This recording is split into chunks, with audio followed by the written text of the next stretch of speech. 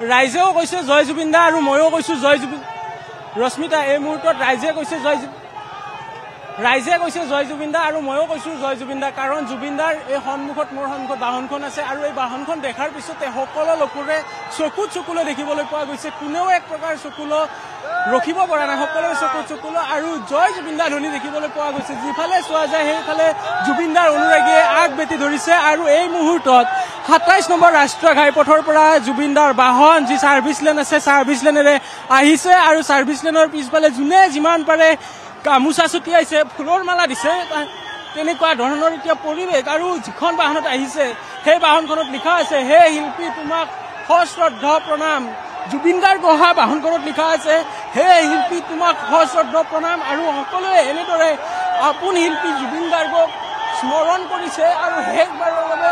শ্ৰদ্ধাঞ্জলি দিছে আৰু আমাক পোনপটীয়াকৈ ঘটি উঠা দৃশ্যাংশসমূহ দেখুৱাই গৈছে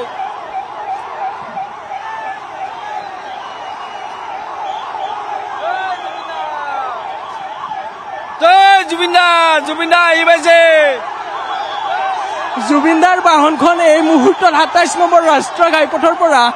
নেপালী মন্দিৰ হৈ তেখেতৰ বাসগৃহলৈকে যাব বিমল বৰা ডাঙৰীয়া আগত তেখেতে ছিগনেল কৰি আছে বা নিৰ্দেশনা দি আছে যে বাহনখন কোনফালে যাব যোনে যিমান পাৰে বাহনখন শেষবাৰৰ বাবে স্পৰ্শ কৰিছে আৰু সকলোৱে গামোচা দিছে ফুল দিছে আৰু সকলোৱে জুবিন গাৰ্গৰ বাহনখন কোনো কাৰণতে যাব নিদিয়ে কাৰণ এই জুবিন গাৰ্গৰ বাহনখনতে যাব বিচাৰে সকলোৱে এই মুহূৰ্তত জুবিন ধ্বনিৰে উত্তাল হৈ পৰিছে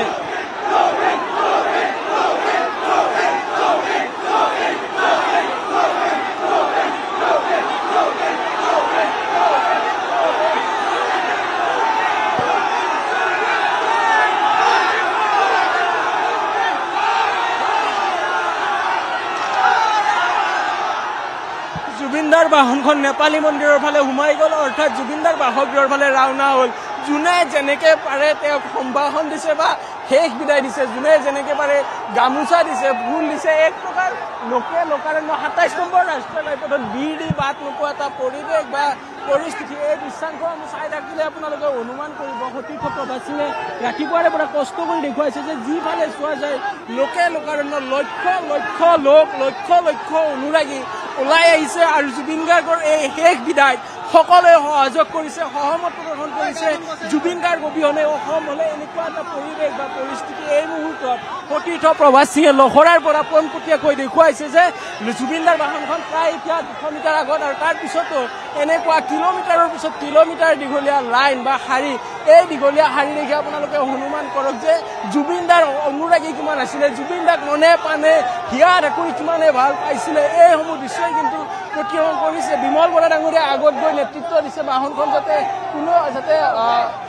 নৰখাই বা বাহনখন যাতে সুকলমে যাব পাৰে এই যি দীঘলীয়া শাৰী কিলোমিটাৰৰ পিছত কিলোমিটাৰ ধৰি দীঘলীয়া লাইন আৰু এনেকুৱাই পৰিৱেশ যিসমূহ এস্কৰ্ট বাহন আছে ইয়াতে মুখ্যমন্ত্ৰী এস্কৰ্ট বাহনো আবদ্ধ কৰিছে ঠিক একেদৰে কিলোমিটাৰ পিছতে কিলোমিটাৰ আৰু জুবিন গাৰ্গে যি ধৰণৰ গীত গাব কৈছিলে সেই গীতেৰে এতিয়া উদ্বাহিত হৈ পৰিছে মহানগৰীৰ ২৭ নম্বৰ ৰাষ্ট্ৰীয় ঘাইপথৰ ছাৰ্ভিচ লেন